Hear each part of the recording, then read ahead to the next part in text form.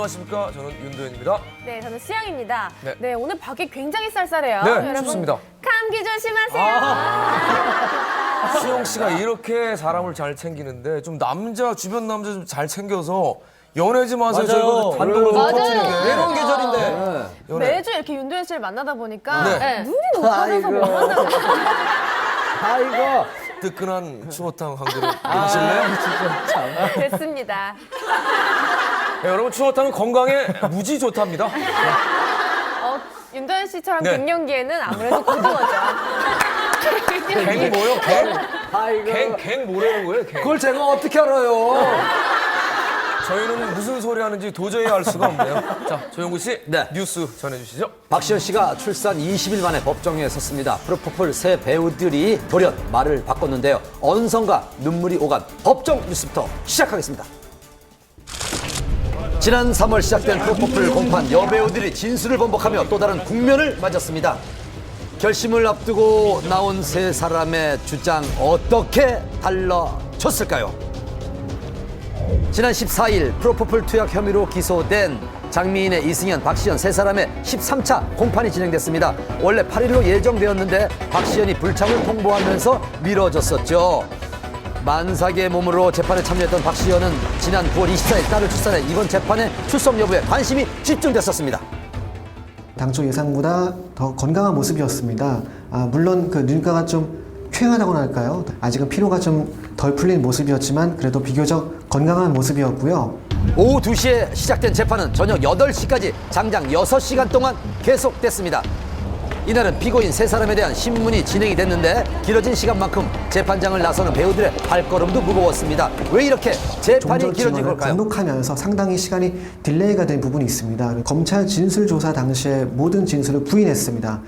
장미인에는 외모 관리를 위한 카복시 시술 과정에서 프로포폴을 처방받았을 뿐이라고 했는데요. 이는 검찰 조사부터 일관되게 주장된 내용입니다. 하지만 박시현, 이승현은 혐의 내용 중 일부는 인정했었는데 이번 재판에서 모두 부인했다고 합니다. 검찰 조사에서 거짓 진술을 했다는 얘기인데 그게 사실이라면 이유가 뭘까요? 검찰 조사 받을 당시에는 상당히 고압적인 강압적인 분위기였다. 뭔가 검찰에 유리한 증언을 해야지만 자신이 선처를 받을 것 같은 느낌을 받았다.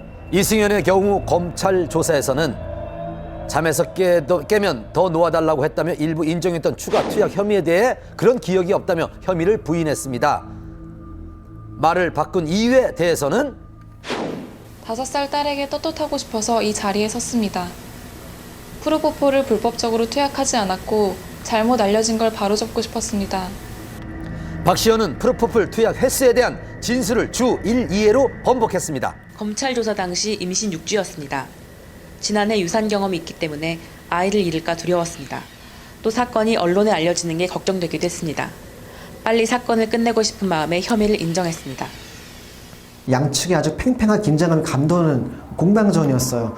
한 측에서는 혐의를 인정하지 않고 정면 부인하는 입장, 또 한 측에서는 왜 이제 와서 말을 번복하느냐 라면서 어이없다는 반응을 보이는 양측.